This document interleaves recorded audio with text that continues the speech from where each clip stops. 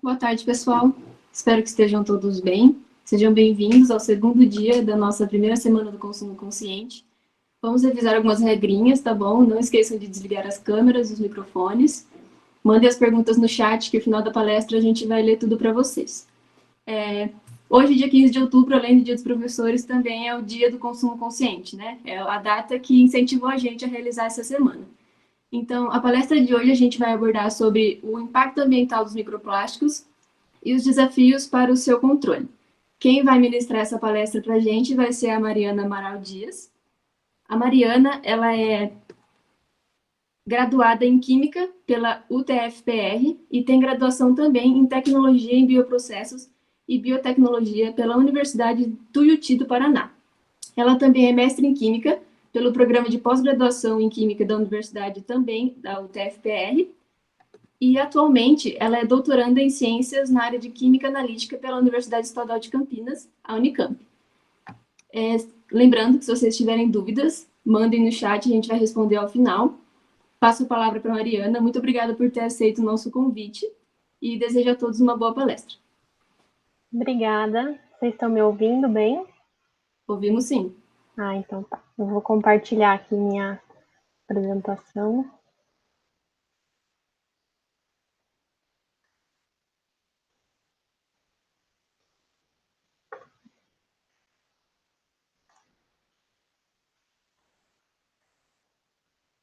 Dá para ver aí? Tá tudo certo? Dá sim, Mariana. Então tá bom. Bom, eu queria primeiramente agradecer pelo convite. É uma honra, na verdade, falar sobre esse tema, né, que é tão polêmico e tá tão na mídia. Queria agradecer à comissão organizadora do evento pelo convite, né? Agradecer o incentivo. Acho que por ser a primeira semana do consumo consciente, eu espero que ocorram mais edições, né? Porque eu acho muito importante a gente discutir sobre algumas coisas que a gente tem discutido tanto ontem, né, quanto hoje e amanhã também. Achei a programação bem interessante. Bom, eu vou falar então sobre os microplásticos, né? Mas antes de mais nada, eu queria agradecer a todos os professores, agradecer e parabenizar a todos os professores, né? Além de hoje ser o dia do professor, é também o dia do consumo consciente. Então, é um dia para a gente refletir um pouco sobre os nossos hábitos, né? E parabenizar a todos os professores que estão assistindo, acredito que tenham alguns que estão vendo essa palestra. Então, parabenizar a todos, acho que é uma profissão muito importante, né? Afinal, é ela que forma todas as outras. Então, parabenizar a todos e agradecer por eu ter chegado até aqui. Eu só cheguei até aqui pelos meus mestres. Então, acho que eles não podem ser nunca esquecidos, né? Bom, então vamos começar. Para falar de microplásticos, eu acho importante a gente começar sempre a falar dos plásticos em geral. Eu gosto sempre de mostrar essa foto, que é uma foto para a gente começar a pensar, né, em quanto plástico que a gente tem contato no nosso dia a dia. Então, aqui, ó, se a gente for observar somente em um corredor de um supermercado, a quantidade de plásticos que tem, né, ao nosso lado. Então, os plásticos, eu trouxe algumas propriedades deles, porque eles são materiais únicos, eles têm propriedades únicas. A transparência é uma das propriedades que é muito valorizada. Eu trouxe aqui o exemplo do plástico filme, né? Que é deixa eu só colocar aqui o modo do ponteiro. Aí.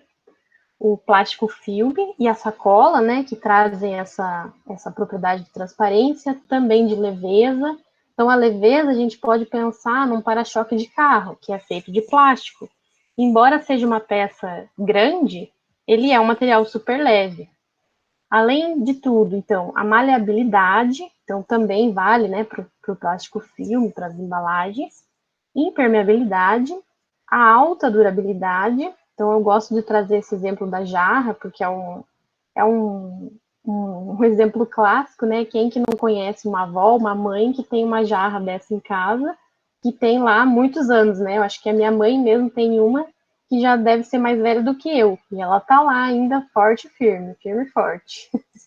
E também o baixo custo, né? Que frente a outros materiais, por exemplo, o vidro, o plástico ele é um material relativamente mais barato.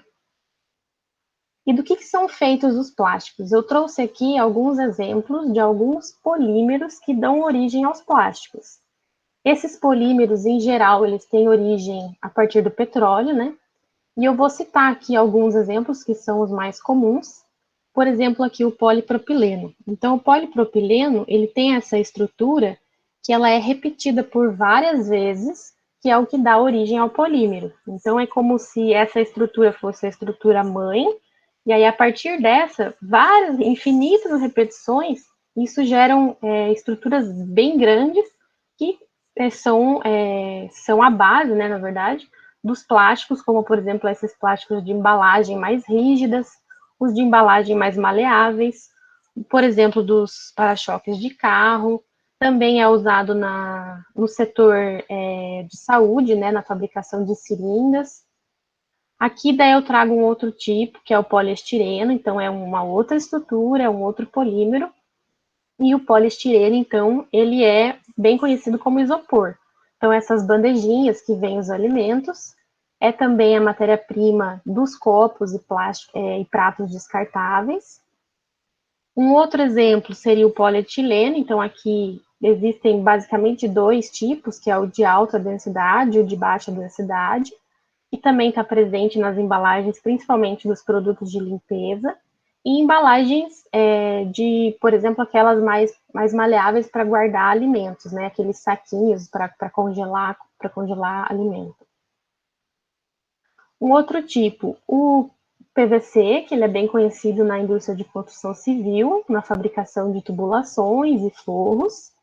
O PET, né, que a gente já conhece bastante, que é o material das garrafas de refrigerante, garrafas de água. E aí existe uma outra infinidade de polímeros que são usados em vários ramos. Por exemplo, as esponjas são feitas em sua base de poliuretano. As roupas, que existem roupas sintéticas, feitas por poliamida, poliéster, ou às vezes uma mistura desses polímeros. Então, se vocês começarem a reparar, por exemplo, nas etiquetas das roupas, vocês vão ver que quase sempre vai ter ou poliamida ou poliéster. E as resinas, que são a base das tintas, né?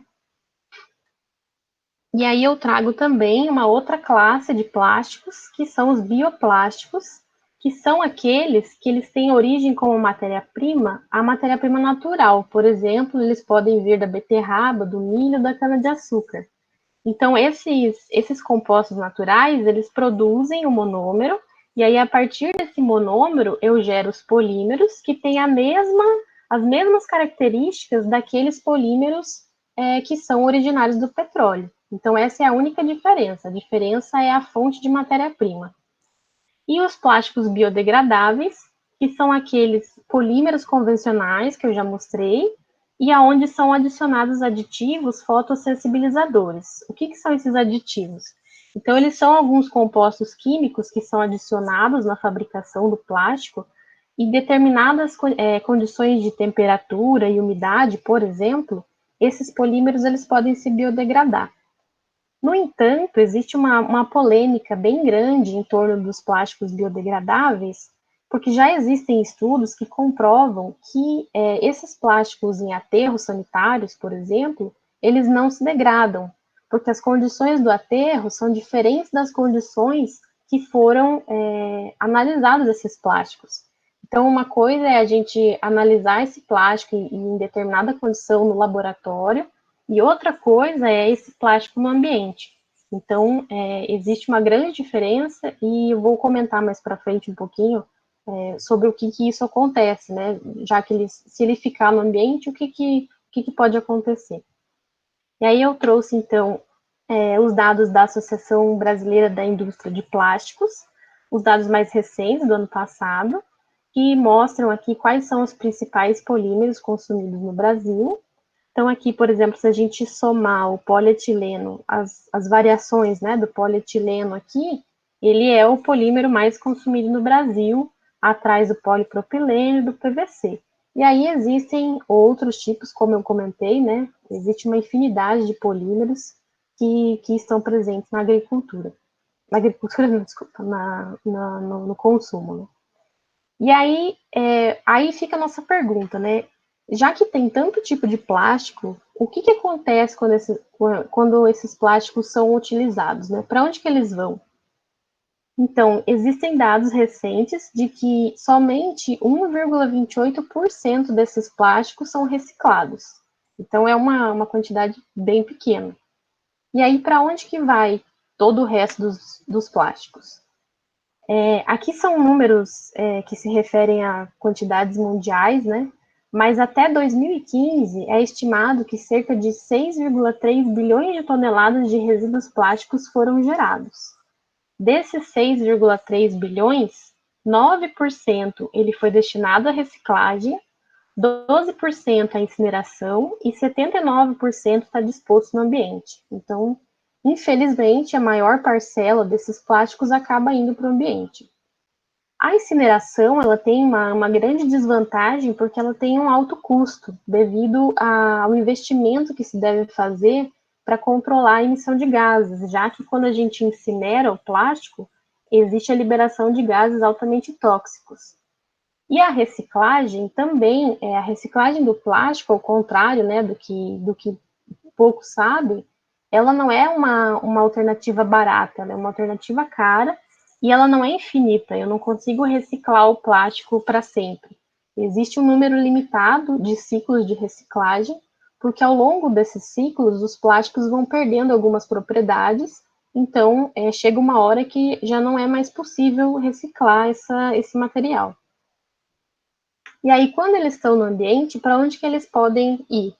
Um grande exemplo são as ilhas de plástico, né, que são quantidades enormes de plástico que ficam na superfície do oceano. E aí, de acordo com as correntes marítimas, eles vão se concentrando em determinados lugares. Então, aqui, por exemplo, é bem conhecido já essa ilha de plástico do Pacífico. Então, aqui mostra, né, a concentração de plástico que tem. Então, assim, se você olhar, existe uma quantidade bem grande na superfície, mas também abaixo da superfície existe outros plásticos que a gente não enxerga, né? Mas eles estão aqui. E aqui é um exemplo bem recente, né? Durante a pandemia, agora saíram alguns trabalhos e conseguiram identificar bastante quantidade de plástico no litoral e no oceano. Então, aqui mostra, né, a quantidade de máscara que foi retirada do oceano. Aqui tem algumas fotos da máscara, luvas, aqui já no fundo do oceano. E essas máscaras descartáveis, elas são feitas de plástico. Elas têm, às vezes, até 3 camadas de plástico. Então, isso tudo, durante a pandemia, aumentou muito, né? Porque esse material, ele era basicamente utilizado por profissionais da saúde. No entanto, com todo esse cuidado, né, para evitar a transmissão do coronavírus, praticamente toda a população tem usado, né? Então, o descarte desse material aumentou muito em grande quantidade. Bom, aqui são dados que estimam que se a gente continuar nesse ritmo de produção e de descarte, em 2050 é estimado que vai haver um plástico para cada peixe no oceano. Então, são dados assustadores, né? Se a gente pensar, então, depois disso, será que vai ter mais plástico do que peixe no oceano? É algo que a gente deve começar a se preocupar, né? Bom, e aí no oceano, o que, que acontece com esses plásticos? Esses plásticos, eles têm um tempo de vida muito grande, então aqui tem alguns exemplos. Por exemplo, aqui os canudos, eles podem ficar até 200 anos no ambiente, os copinhos de plástico até 450 anos, e aí aqui é uma evidência, né? Esses objetos, eles foram encontrados recentemente, e aí mostra, de acordo com a data de fabricação, quanto tempo que eles ficaram no oceano e eles permanecem praticamente intactos, né? Se a gente olhar essa caixa aqui, por exemplo, que é de 1977, embora ela esteja quebrada, esteja com a cor, né, diferente, mas ela ainda está praticamente inteira, né? E aí é estimado que de todo esse material que está no oceano, 50% disso são plásticos de uso único, que são aqueles que a gente usa uma vez e descarta. Por exemplo, os canudos, os copos, as sacolas, que são esses materiais, né, que é muito comum da gente utilizar. E aí, quando eles estão no ambiente, o que pode acontecer? Pode acontecer a formação de microplásticos, que nada mais é do que partículas desses plásticos maiores que vão se desprendendo dessas estruturas e gerando essas partículas pequenininhas aqui. Em relação à definição do termo microplástico, existem várias definições na literatura, né? A mais conhecida é essa de 2009, que foi proposta por uma instituição governamental dos Estados Unidos, que falou que o que é microplástico são aqueles plásticos que têm tamanho inferior a 5 milímetros. Então, se a gente pensar 5 milímetros, é razoavelmente grande, né? É um pedacinho, é um tamanho de uma bolinha de isopor, daquela partícula, quando você quebra o isopor, é o tamanho daquela bolinha. E aí existem várias nomenclaturas novas que já têm aparecido na literatura, como os nanoplásticos, que daí já são plásticos menores ainda, mas essa definição é a que é a mais usada. Os microplásticos, eles podem ser classificados em duas formas, basicamente, que são os primários. Os primários são aquelas partículas de plástico que elas já são produzidas em tamanho micro, né? Que são utilizados basicamente na indústria de cosmético e produtos de higiene pessoal. Então, aqueles esfoliantes que a gente usa para passar no rosto, para passar no corpo, alguns deles têm partículas de microplástico. Os cremes dentais, o glitter, que por si só já é um microplástico, porque ele é uma partícula de plástico brilhante, e os pellets. Os pellets são essas estruturas, né, pequenininhas que são usadas na produção dos plásticos para fazer diversos tipos de, de, de uso. Pode ser a embalagem, pode ser as sacolas, né? Então, esses plásticos maiores, eles são originários dessas partículas pequenas. Mas eles já são produzidos nesse tamanho, né? E esses são os primários. Os secundários, então, eles são o resultado da degradação dos plásticos maiores. Então, aqui, ó, por exemplo, se a gente pensar todo esse material aqui plástico que fica na areia da praia, por exemplo, com a ação do sol, com a ação do vento, da própria água, ele vai se degradando e vai originando essas partículas bem pequenas, que daí são os microplásticos secundários. Então, esses, eles não são produzidos nesse tamanho, eles são o resultado de uma degradação a partir do ambiente. E aí, essa degradação, ela pode trazer algumas alterações de propriedade. Por exemplo, ele pode se tornar mais quebradiço ou mais opaco, como a gente viu naquela foto da caixa, né? Ela ficou mais opaca, ela fica mais quebradiça. Então, isso são características bem comuns quando o plástico vai se degradando. E os plásticos, os microplásticos também podem ser classificados de acordo com as formas físicas. E existem, então, as fibras, que são essas estruturas alongadas, os pellets, que são aqueles que eu já mostrei, né, os microplásticos primários, os filmes, que podem vir, por exemplo, das sacolas, espumas e fragmentos.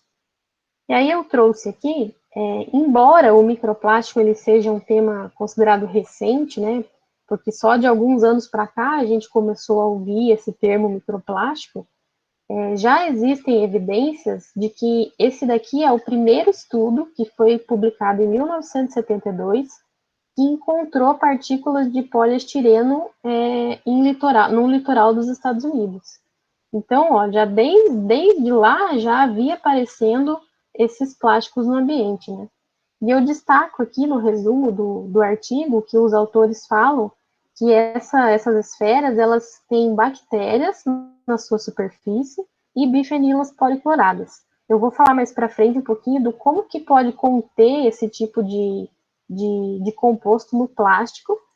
E ainda destaco aqui que a ingestão desses plásticos pode levar ao bloqueio intestinal de peixes pequenos, né?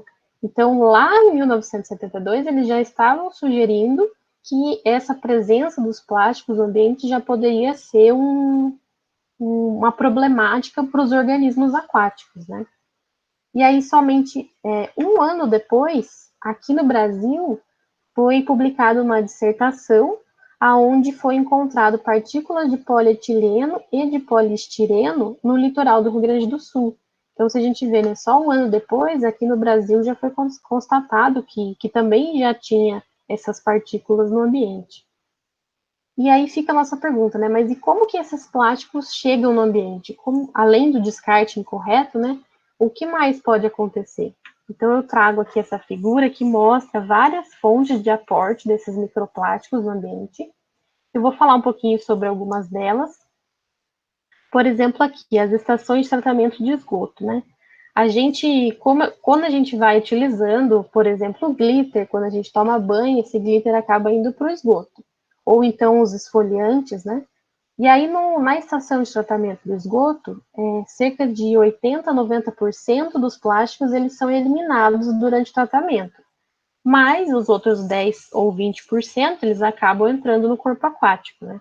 Além disso, eles ficam aonde nas estações de tratamento de esgoto? Eles ficam no lodo de esgoto. Então, ele vai se acumulando no lodo.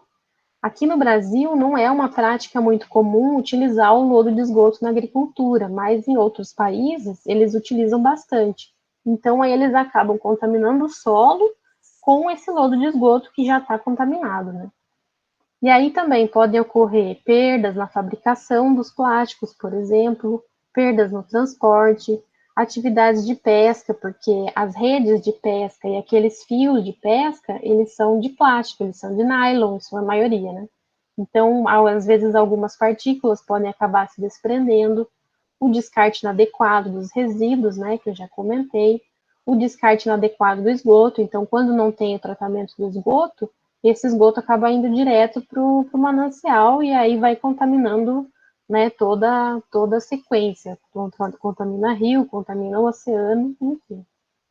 Existe também o desgaste de pneus, porque os pneus são de borracha, que também é um polímero, então essas partículas acabam se desprendendo e aí podem contaminar o solo, podem chegar no corpo hídrico.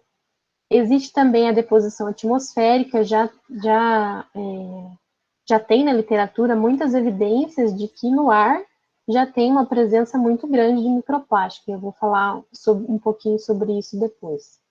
E aqui nas nossas casas existem não só uma fonte, mas existem várias fontes de emissão de microplástico para o ambiente. Uma delas é a lavagem de roupas sintéticas. Então, aquelas roupas que eu mostrei lá no começo, como elas são formadas de polímeros, quando a gente vai lavando, ela vai desprendendo fibras. E essas fibras acabam indo para o esgoto, né? Além dos produtos de higiene pessoal e a poeira indoor. A poeira indoor que eu falo é aquela poeira mesmo que fica em casa. Então, tem alguns artigos que chegaram a quantificar microplástico, inclusive dentro do aspirador de pó. Então, eles pegaram o aspirador de pó, analisaram todo aquele material e encontraram vários polímeros lá, várias partículas de microplástico. Isso em tamanho bem reduzido, né? Porque se a gente pensar na poeira, o tamanho da poeira é bem pequena, frente a, por exemplo, um pellet, né? Que é aquela matéria-prima para a fabricação dos plásticos. Aí eu trago aqui algumas principais fontes de aporte dos microplásticos nos oceanos. Então, a maior fonte, que cerca de 35%, são aquelas fibras que eu comentei. Vou mostrar no próximo slide como que isso acontece. E aí, 28% corresponde às partículas de borracha, 24% à poeira urbana, 7% a pinturas de rodovias, pinturas de embarcações aquáticas, os produtos de higiene pessoal, e só cerca de 0,3% corresponde aos pellets, né? Que são as bolinhas. As fibras, então, se a gente pensar numa fibra de tecido, né, que tem essa estrutura, ela tem várias microfibras.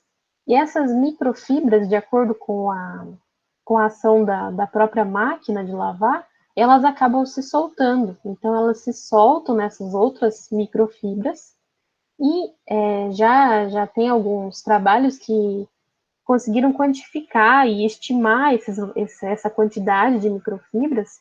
Então, é estimado que cerca de 124 a 308 miligramas de fibra por quilo de tecido lavado.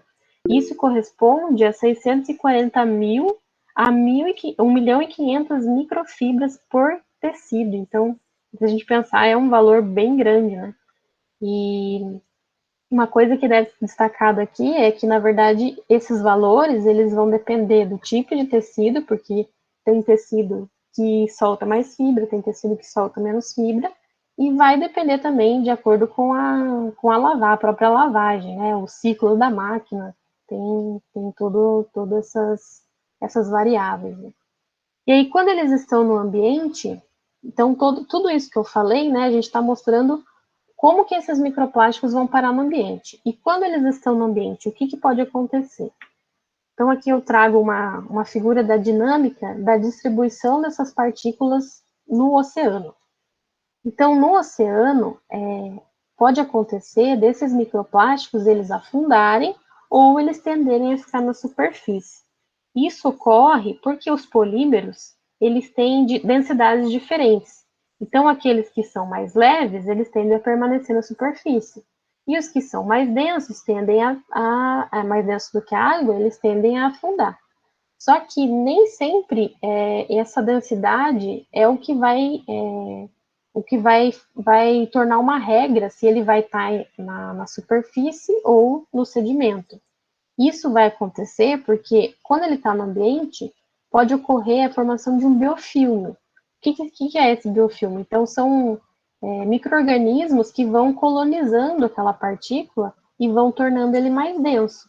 Então, aqueles polímeros que são mais leves, quando eles têm essa bioincrustação, que se chama, ele tende a descer para o sedimento. Mas o contrário também ocorre. Então, esses micro-organismos, eles também podem se soltar e essa partícula voltar para a superfície. Quando eles estão no sedimento, também pode acontecer a bioturbação, que nada mais na verdade, do que os animais que vivem aqui no sedimento acabam desprendendo essas partículas daqui e elas desprendem e vão para a coluna d'água. Então, é muito difícil da gente saber exatamente onde que está o microplástico no ambiente, porque ele pode estar em várias profundidades, né, até o sedimento. E uma vez que eles estão tem toda essa dinâmica, o que acontece, né? O que é muito conhecido, eu gosto muito dessa foto, é que a gente consegue ver a diferença entre uma sacola e uma água-viva, mas a tartaruga não. Então, o que é mais conhecido é a ingestão desses plásticos e microplásticos pelos organismos. Então, a tartaruga não vai saber e ela vai ingerir uma sacola achando que é um alimento, né? E aí eu trago algumas fotos que são impactantes, né? Eu acho que talvez alguém já tenha visto, mas são fotos bem famosas. Então, isso aqui tudo a gente está falando só de plástico, não é nem de microplástico, né? Então, eles podem se enroscar nesses plásticos e fazer com que cresça, por exemplo, né, a tartaruga ela cresceu nesse plástico e acabou deformando, né, o casco dela. Então, o polvo aqui que entrou na garrafa, o golfinho que ficou preso com um lacre, daqueles lacres de garrafa, e acabou morrendo de fome, o pássaro que ficou preso no plástico, o canudo que ficou na tartaruga. Então, tem até um vídeo na internet que mostra os pesquisadores que acharam essa tartaruga, eles tiram esse canudo da tartaruga. Então, são fotos impactantes, mas para mostrar mesmo o que acontece quando a gente descarta incorretamente. E aí já existem na literatura evidências da ingestão de microplástico em vários tipos de organismos, desde os dos pequenininhos, como o zooplâncton, até organismos maiores, como baleias, pinguins, pássaros. Então, eles estão ali presentes em praticamente tudo que vive no ambiente aquático e até no ambiente terrestre, né? Porque os pássaros, por exemplo, eles podem ir lá a água, pensar que é um alimento, pegar e levar, né? E aí os microplásticos, eles estão associados principalmente a bloqueio do trato digestório, né? Porque o animal, ele vai ingerir esse alimento, ele não vai conseguir eliminar. Também existem estudos sobre problemas na reprodução, na produção de enzimas, redução da taxa de crescimento, absorção de toxinas, e essas toxinas eu vou comentar um pouquinho mais para frente, e até a morte. E o que é muito comum de acontecer, então, é o fenômeno da bioacumulação. O que é essa bioacumulação? Então, é o peixe, por exemplo, que vai comendo microplástico e ele vai acumulando no organismo de acordo com o tempo. Então, se a gente pensar num peixe mais velho, ele vai ter mais microplástico no seu organismo do que um peixe mais novo, por exemplo. E também a biomagnificação pode ocorrer. Então, pensando assim, na cadeia trófica, se a gente pensar em um zooplâncton, por exemplo, que é fonte de alimento de um peixe, esse peixe, quando ele comer o plâncton, ele vai estar ingerindo o microplástico que estava no plâncton. A baleia, se comer o peixe, vai ingerir o que estava no peixe e no plâncton, e assim vai passando ao longo da cadeia alimentar. Então, a gente sabe que os organismos no nível trófico superior, eles podem conter mais microplásticos do que um nível trófico inferior, por exemplo, né? Então, a gente vai encontrar mais microplástico no urso do que num plâncton, por exemplo. E além deles estarem nos organismos, já existem estudos que encontraram microplásticos em alimentos. Então, existem aqui, esse estudo aqui, ele é de 2018, em que os autores eles acharam alguns polímeros, como o polipropileno, o PET, o polietileno, em sardinhas enlatadas. Se a gente pensar na nossa dieta, né, na dieta humana, os peixes, em geral, quando a gente não come o sistema digestório. Mas a sardinha, ela vem inteira, então ela pode sim conter microplástico. E também já tem estudos sobre microplástico em água envasada. Então, essas águas de garrafinha, já se sabe que contém partículas de microplástico, inclusive águas aqui do Brasil. Esse estudo aqui ele é de 2018 e eles encontraram essas partículas em águas de uma marca brasileira. E aí também já existem evidências em outros tipos de alimento, como cerveja, vinho, sal, açúcar, mel, ostras e mexilhões. E já também, com todas essas evidências, já foi possível, inclusive, estimar a quantidade de microplástico que a gente ingere por dia.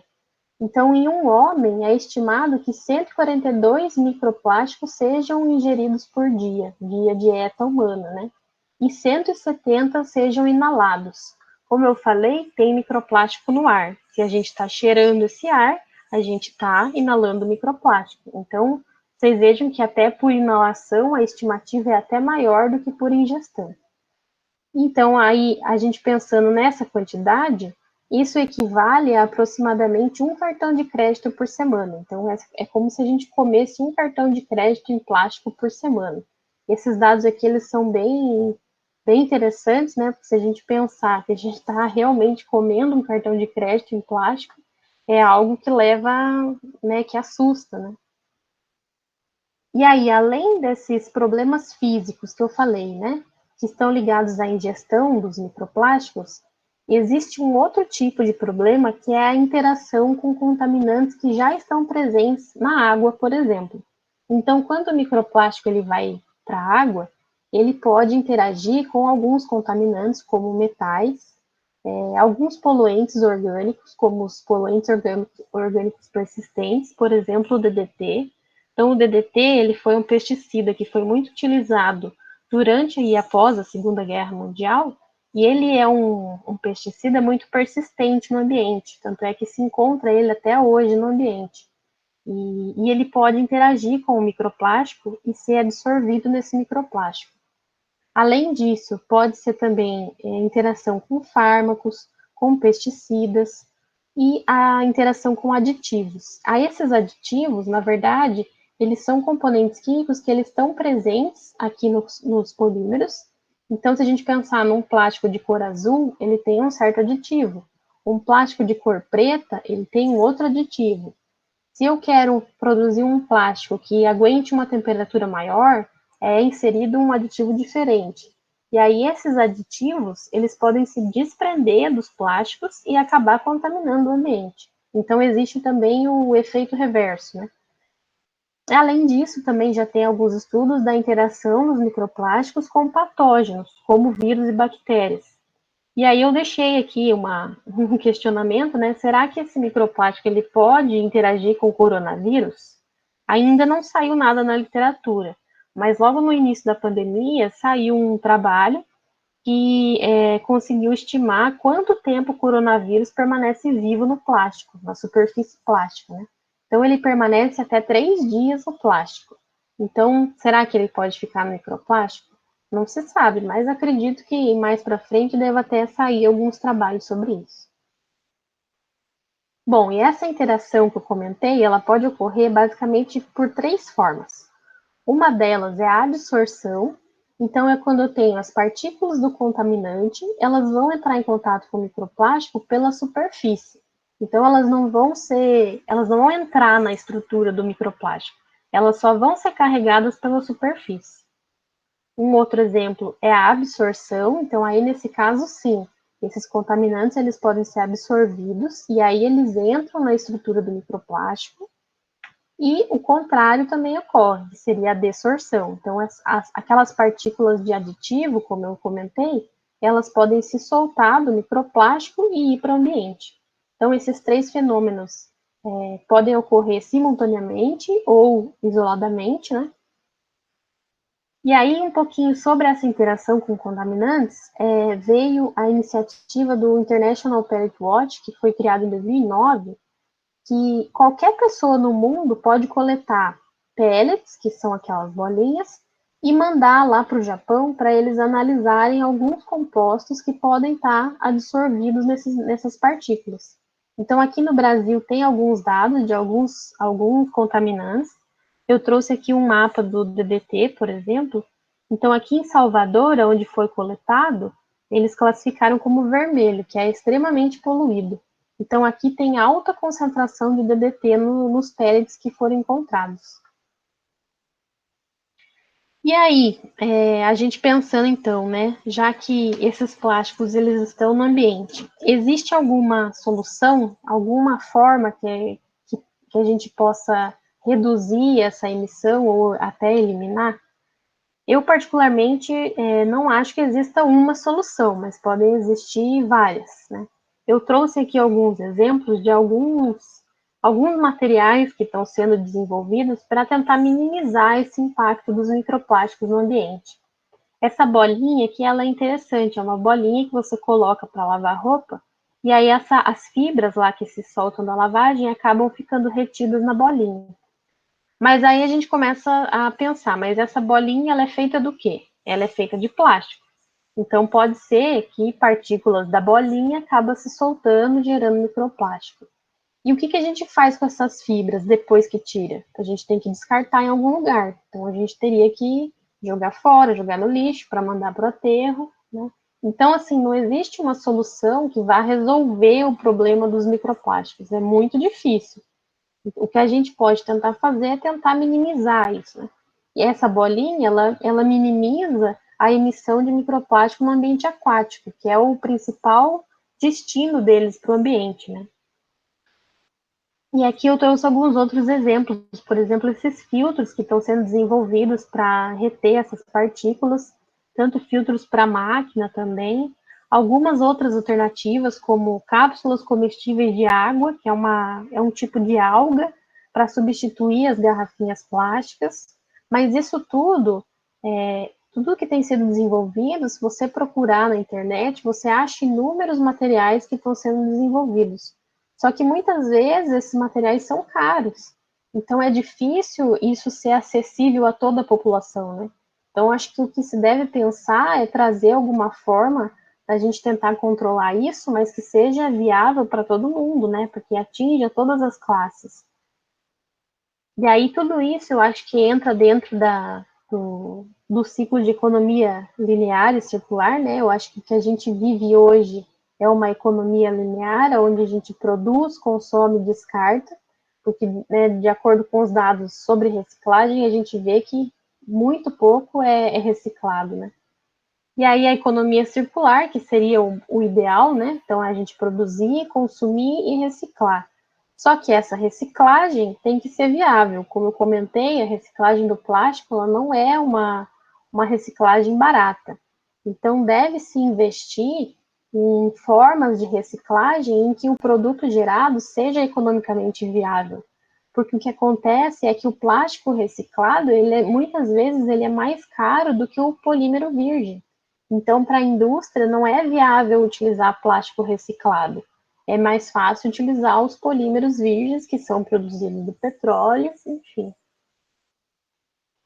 E aí a gestão ideal, né, dos nossos resíduos seria prevenir, né, produzir menos resíduo, se produzido, reutilizar, se não reutilizar, reciclar, se não reciclar, valorizar para gerar energia e, ao menor possível, ser disposto no aterro. Mas o que a gente vive, na verdade, é totalmente ao contrário, né? Então, a maior quantidade é disposta no aterro, como a gente viu naqueles dados lá no começo, né? Então, a gente precisa começar a pensar no que a gente pode fazer, o que cabe a cada um de nós fazer para tentar minimizar todo esse impacto desses microplásticos no ambiente. E aí eu coloco uma das formas, que eu acho que a gente precisa começar a utilizar mais, né, o conceito do 5R. E eu destaquei aqui o repensar. Eu acho que o repensar é o que a gente consegue fazer individualmente, né? Então, tomar atitudes no nosso dia a dia para tentar reduzir essa quantidade de plásticos, ou então reutilizar. Então, acho que todos esses outros R's, na verdade, eles estão inclusos nesse R, que seria o R de repensar, né? E aí eu trago o exemplo do canudo, né? O canudo foi muito polêmico, tem aquele vídeo do canudo na tartaruga, e aí eles decidiram proibir os canudos. Não, vamos proibir canudo de plástico, só de outros materiais, né? Aço, papel, mas aí os copos plásticos podem. Então, qual que seria a vantagem disso? Né? Ao meu ver, isso não é muito relativo, né? Isso tudo que eu falei, eu acho que entra também nos Objetivos de Desenvolvimento Sustentável da ONU, né? Eles criaram, então, esses 17 objetivos, que se chamam Agenda 2030, para que até 2030 a gente tenha um mundo mais sustentável. E aí eu destaco aqui alguns que eu acho que estão diretamente ligados a toda essa temática dos microplásticos, né? O consumo responsável, a vida debaixo d'água e a vida sobre a terra. Então, acho que a gente precisa, na verdade, acho que a gente já passou da hora, né, da gente pensar em toda essa questão ambiental. Eu sei que às vezes é muito polêmico, porque a gente não vai conseguir eliminar o plástico da nossa vida, isso não vai acontecer. Mas a gente precisa pensar em alternativas para substituir quando possível, reduzir quando possível, e se produzir, o que fazer com esse resíduo, né? Bom, é isso. Eu gostaria de agradecer à comissão organizadora por essa palestra, né, por esse convite. Fico muito honrada, realmente. Acho que foi muito legal falar sobre isso. Eu deixo o meu e-mail aqui para contato, caso alguém queira entrar em contato. Tem também o site do laboratório, a nossa página no Instagram. Agradeço aos meus colegas de laboratório, e em especial a professora Cassiana, né? Ela que é a chefe aí desse grupo, que mantém todos sãos, né? Porque não é fácil. E muito obrigada, pessoal.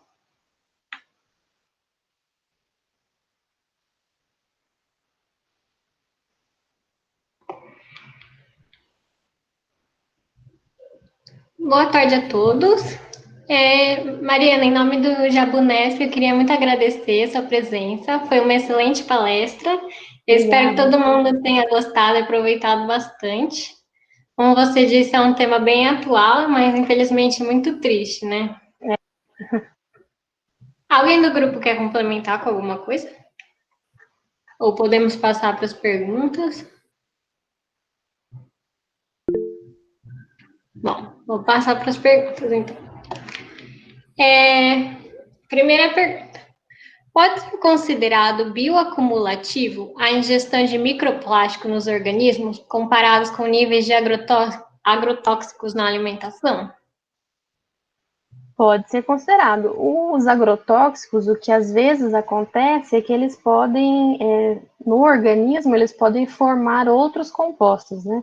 eles podem gerar outros compostos químicos. Os polímeros ainda, como isso tudo é relativamente novo, é difícil dizer se esse plástico, quando a gente ingere esse plástico, ele vai continuar lá sendo como plástico ou se ele vai se degradar em outra coisa. Mas pode ser comparado, sim. Próxima pergunta. Como essas evidências passam pela fiscalização da vigilância sanitária? Realmente é assustador e absurdo pensar que isso gera grandes problemas ambientais e principalmente na saúde. Assim, em relação à fiscalização, ainda não existe nenhuma legislação, né, que determine qual é o máximo de microplástico que pode ter, por exemplo, no rio, né? Então, tem se falado muito sobre isso, né, porque conforme as coisas vão evoluindo, a tendência é que eles vão incluindo mais compostos na legislação, mas especificamente sobre microplástico ainda não tem nada de fiscalização, né? Então é difícil a gente dizer. Existem estudos sobre acumulação de microplástico nas cadeias tróficas? Sim, existem já alguns estudos sobre a acumulação, né? Tanto a bioacumulação como a biomagnificação, como eu comentei, né? Que é passar de um organismo para outro. Então, já existem sim. E existem estudos para controle desses microplásticos utilizando biorremediação? O que se tem falado porque assim, até um certo tempo se sabia mais os microplásticos na água, né? Agora existe uma tendência aí a estudar os microplásticos no solo. E aí no solo pode ocorrer a degradação, né? E existem algumas normas, algumas coisas nesse sentido de colocar esses plásticos em biodigestores. Mas isso tudo ainda é novo, como eu falei, assim, o microplástico não é novo, ele já está há muito tempo, mas ele só tem sido estudado de uns anos para cá. Então, a quantidade de trabalho que tem sido publicada é enorme, né? Se a gente acompanha a literatura, a cada semana sai, nossa, 50 artigos sobre microplástico, então é difícil de acompanhar. Mas pensando em biorremediação, eu acho que seria mais esse sentido, assim, dessa questão dos biodigestores. E já existem algumas normas de biodigestão de plástico, principalmente fora do Brasil, mas aqui no Brasil ainda tem, né, tá engatinhando ainda.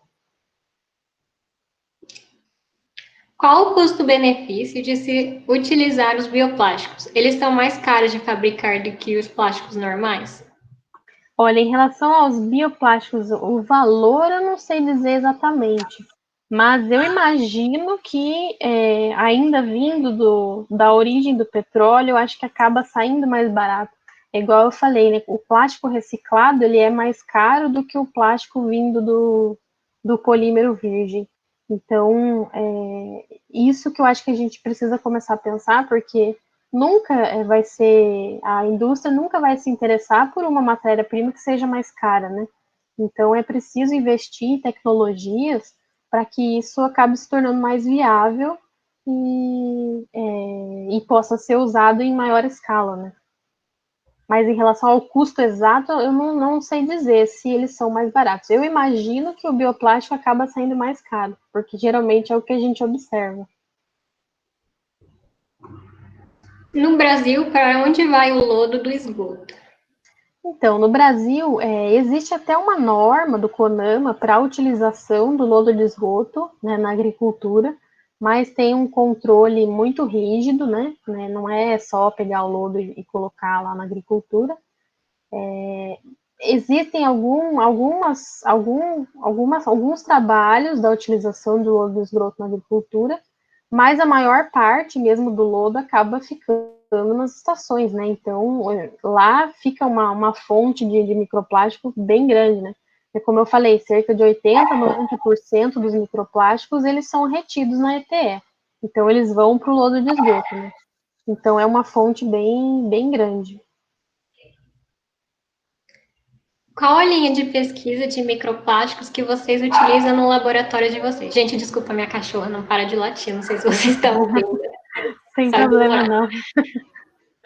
não. A linha de pesquisa, a gente tem algumas vertentes aí de microplástico no laboratório. A gente uma delas é estudar a questão da dissorção de compostos, de contaminantes, né, aquela interação com contaminantes que eu comentei, que inclusive é parte do meu projeto de doutorado. Essa seria uma vertente, né? A outra seria mais relacionado à ocorrência desses microplásticos no ambiente. Então, a gente tem feito coletas em rios para tentar quantificar essas partículas. E também a gente tem coletado amostras de água da chuva para tentar analisar esses microplásticos na água da chuva. Então, aí está mais ligado também à ocorrência dessas partículas, mas a gente tem aí um pouquinho de cada coisa no laboratório, cada um faz uma parte. Não existe nenhum tipo de filtro para microplásticos nos postos de tratamento? Os postos de tratamento. O que seriam postos de tratamento? Que tipo de postos? Não, eu não entendi aqui. Será que é do esgoto? Na própria, se a Sheila quiser falar, dá para ela falar? Se você quiser ligar o microfone, Sheila, não tem problema não. Ela escreveu nas estações aqui embaixo. Acho que é Ah, de. tá. As estações de tratamento de esgoto, imagino, né? É isso? Sim, tá. Então, como é que é a pergunta? Ah, não existe nenhum tipo de filtro. Então, esses microplásticos, eles acabam sendo retidos nas estações, né? De acordo com o tratamento que é utilizado.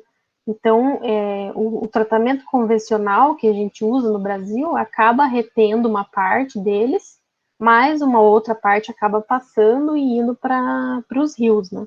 Mas existe sim, porque eles acabam sendo retidos.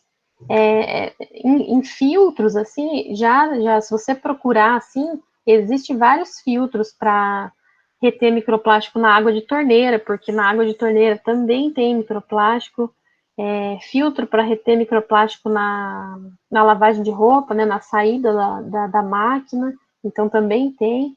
Então, esses filtros aí eu acho que tem crescido bastante a quantidade de filtros para usar em diversas áreas aí, com esse fim, né, de reter os microplásticos.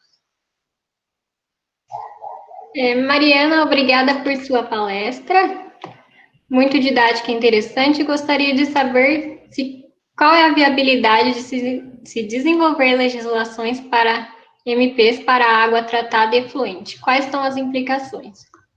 Então, como eu falei, ainda não existe, né, nenhuma legislação, nem no Brasil, nem fora. Eu acho que criar uma legislação para isso é algo muito complicado, né? Porque, primeiro, que a gente ainda está com dificuldade para medir, para quantificar tudo isso no ambiente, seja em água, seja em ar, né? Então, eu acho que primeiro a gente precisa ter métodos suficientes para a gente conseguir enxergar essas partículas, porque muitas vezes agora já tem se falado, por exemplo, em nanoplásticos, e aí a gente conseguir enxergar e dizer realmente se aquilo é um plástico é muito difícil. Então, acho que a principal implicação seria a falta ainda de dados, né? Falta de dados tanto de método analítico para isso, porque não é uma tarefa fácil, não é algo trivial que a gente vai lá e faz um CSI lá e coloca a partícula e sabe que é um microplástico. Não é bem assim, né? Então, acho que é mais esse sentido. Acho que a falta ainda de legislação está mais ligada a isso. Microplásticos encontrados na lama do esgoto, quando utilizado na agricultura, pode contaminar o solo?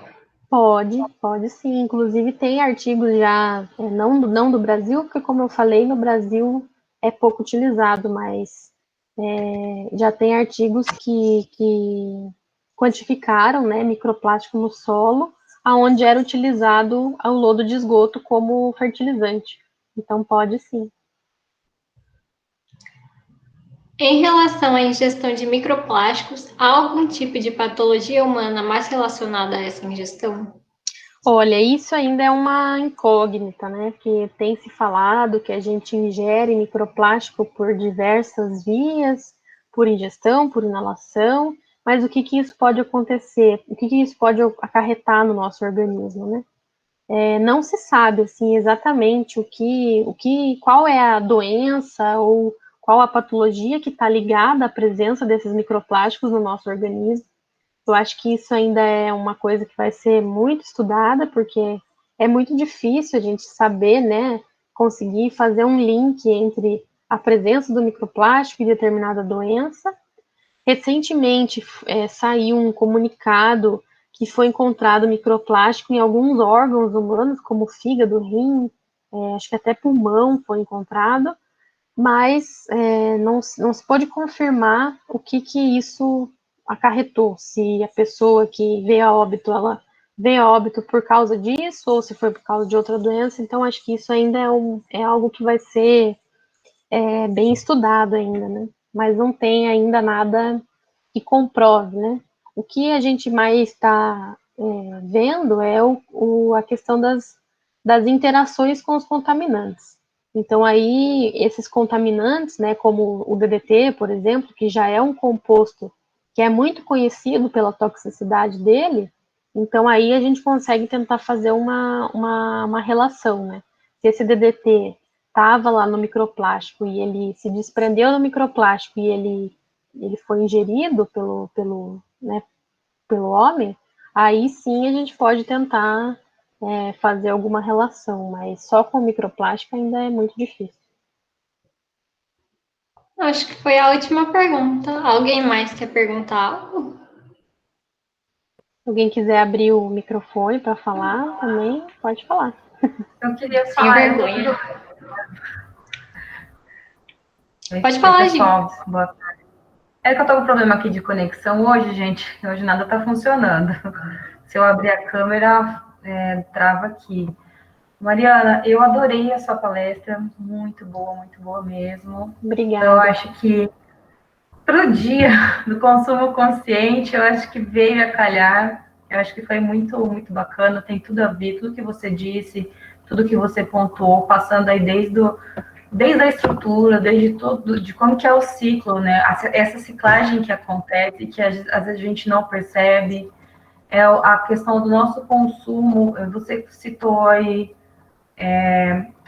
no cosmético, gente, é uma coisa que a gente não, às vezes não tem noção de que tá consumindo aquilo. E aí é importante a gente cada vez mais se conscientizar sobre o que a gente consome, independente do que seja. Eu fiquei assim um pouco até chocada. E com a roupa, então, nossa, agora eu vou ficar mais ainda. A Mas roupa é algo que muita gente às vezes não presta atenção, né, no que é feita a roupa. E é algo que contamina muito, né? Então, claro que a gente não vai deixar de usar roupa, a gente não vai deixar de usar a roupa sintética, mas é algo que a gente, né, é difícil assim até pensar em como fazer para eliminar certas coisas, mas é uma sim. reflexão. E hoje em dia a gente tem até o estilo de utilizar tecidos que são feitos à base de garrafa PET. Então a gente fica naquele paradoxo, né? Mas o quanto a gente puder buscar de soluções para minimizar o nosso impacto e também de repensar no que a gente vai utilizar ou não, a gente sabe que ainda é um pouco difícil, porque hoje em dia a gente também não tem muita opção, né? Por exemplo, produtos de alimentícios, a viabilidade deles é em embalagens plásticas, infelizmente, né? Uhum. Mas se você puder escolher lá na prateleira, pegar uma cenoura, em vez de pegar aquela bandejinha que vem com isopor. Então, por que você vai pegar o isopor que já vem tudo cortadinho? Pega lá in natura. Então, são coisas pequenas, né, que podem, a longo prazo, ajudar a minimizar, nem que seja o seu, né? Eu acho que é importante que você falou o individual. E eu queria só perguntar para você, na realidade, acho que alguém falou sobre doenças, né, patologias relacionadas ao microplástico. Eu li há pouco tempo, assim, não faz muito tempo, mas eu também não peguei totalmente o estudo, falava de experimentos com camundongos, e aí relacionados a microplástico, falando de problemas de inflamação de rins, e fígado e outras coisas. Só que aí eu não entendi muito bem, e aí eu não recordo se isso está associado diretamente aos componentes da estrutura do microplástico ou associado àquela contaminação do biofilme, das bactérias relacionadas a ele. Você pode me dizer alguma coisa? Tem alguns estudos mesmo em animais, e inclusive tem estudos em células humanas, né? Tem só em células, né? Não no humano, assim. São células que a gente compra a célula só isolada, e aí coloca ela em contato com o microplástico para ver se vai ter algum tipo de interação, né? Mas está relacionado exclusivamente à estrutura do polímero. A maioria, assim, pode ser que alguns deles já tenham essa associação com contaminantes, mas o que eu já vi até agora foi só o polímero, é o polímero virgem, só como se fosse o pellet lá mesmo, que você coloca em contato com um rato, um camundongo ou uma célula, e aí você vai acompanhando para observar se tem alguma destruição da célula, alguma coisa desse tipo. Tem inclusive um trabalho acho que é do ano passado, que eles fizeram isso em células humanas, e eles observaram que tem células nossas que elas conseguem fagocitar, elas conseguem, como se fosse comer o microplástico, né? Então, mas assim, não tem nada concreto que diga que realmente aquilo, microplástico, causou um problema ou não, né? Mas já tem estudo sim, e é exclusivamente ligado só ao polímero, não ao que ele pode interagir. Entendi. E mais uma pergunta, eu não recordo que eu tive um problema aqui, que tinha hora que eu ouvia você e não ouvia. Eu sei que mais de 70 milhões de toneladas de resíduos, de lixo, de uma forma geral, são produzidos no país. Desses, acho que são só 7 são reciclados, se eu não me engano. Eu acho que não, 7 são coletados. E desses 7 milhões, acho que só 90%, todos os 90% vai para aterro e só 3, mais ou menos, é reciclado. Desses 3%, você sabe me dizer assim, o quanto é de plástico e que é reciclado hoje em dia no Brasil? Olha, eu trouxe aquele dado que é 1,28% reciclado no Brasil, né? Mas, assim, em comparação com outros resíduos, eu não sei dizer, mas eu imagino que a maior parte seja plástico. Porque eu mesma em casa, né, eu separo o lixo aqui. Se eu for olhar a quantidade de plástico que tem comparado com vidro e latinha de alumínio, por exemplo, o plástico é muito maior, né? Eu gero muito mais resíduo de plástico do que de outro tipo de material. Então, eu imagino que o plástico seja maior. Não tenho, assim, esse dado exato, mas eu imagino que o plástico seja a maior quantidade, sim. Entendi. E aí, fazendo esse paralelo aos outros resíduos, eu acho que hoje no Brasil talvez seja o alumínio o mais reciclável, acho que, e também mais rentável, né? Que é o que o pessoal mais economicamente viável, né? Uhum. Eu acho que é um dos desafios da reciclagem do plástico ainda, né? Que a gente tem pela frente. E tem o que eu comentei, né? A reciclagem do plástico, ela não é uma reciclagem barata, né? Então, você vai gerar uma matéria-prima cara. Então, para a indústria, não vale a pena eles usarem plástico reciclado. Então, aí, por isso que deve se investir mesmo em tecnologia para baratear isso, né? Porque aí sim vai dar incentivo, né?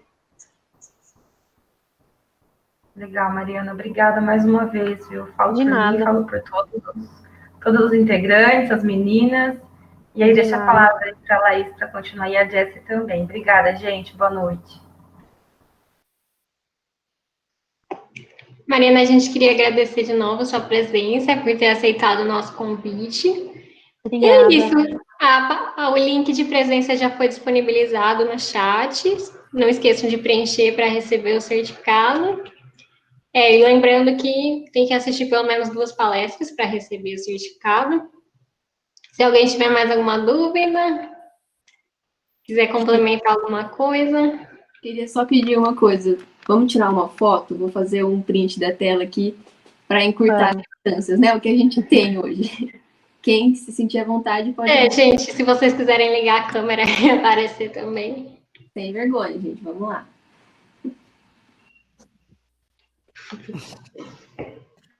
Pode dar um sorrisinho? Não sorrindo. Tem até uma neném, olha que coisa linda. Prontos?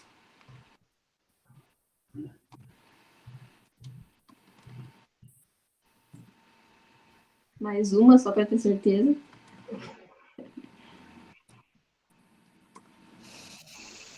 Prontinho, gente. Muito obrigada. Obrigada, Mari. Obrigada. Legal, uma pena que a gente não tá todo mundo junto, né? Ai, meu Deus. No laboratório também, né? Vocês viram a foto que eu postei? É a foto das reuniões virtuais que a gente tem feito, que é a única forma, né?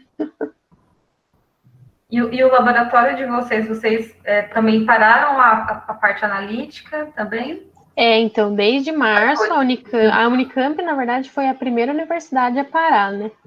Então, tá desde março parado, a gente às vezes consegue ir para lá com autorização do Instituto de Química, mas são só poucos alunos, agora no caso são só eu e mais uma aluna que a gente está conseguindo ir, então eles estão liberando aos poucos. Agora em novembro eles lançaram um plano de volta, então a partir de novembro vai começar a poder voltar número controlado de pessoas no laboratório, tem que fazer teste antes de voltar, ninguém vai poder voltar sem ter feito teste.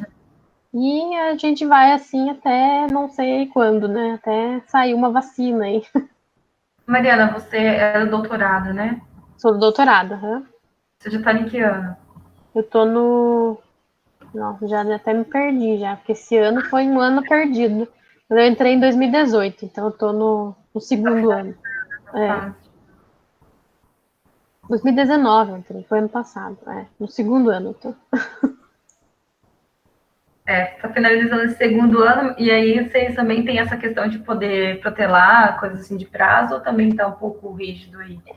Na Unicamp ainda é bem flexível, porque eles dão um tempo até maior, assim, pra gente poder defender, né? O problema é a bolsa, né? Mas aí a CAPES até prorrogou a bolsa por 6 meses para todo mundo, e o CNPq eu acho que eles prorrogaram por 2 meses para quem vai defender até o final desse ano, né?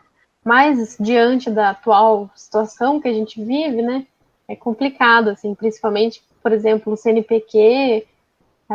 não foi só os alunos que vão defender agora, que foram prejudicados com a pandemia, né? Todo mundo foi, porque ninguém está conseguindo ir trabalhar. Então, no fim, acaba que houve aí uma seleção aí que foi um pouco injusta, eu acho. A gente vai levando, né? Obrigada, foi muito legal aqui a sua participação. Eu particularmente, que bom. Muito. Que bom, que gostaram. Pessoal, acho que o pessoal tá aqui ainda, tá, né? Porque eu não tô vendo mais nada, gente. Eu tô com tudo travado. E aí eu acho que eu tô vendo. Ainda tem um pessoal na sala. A maioria estão saindo agora. Eu acho que a questão do Docs foi passada de presença, né? Tá tudo certo. Sim. Legal. É isso, então. Tá bom, gente. Muito obrigada pelo convite. Obrigada a você. Espero que todos tenham gostado. Com certeza. Obrigada, Mariana. Até. Viu? Tá, até.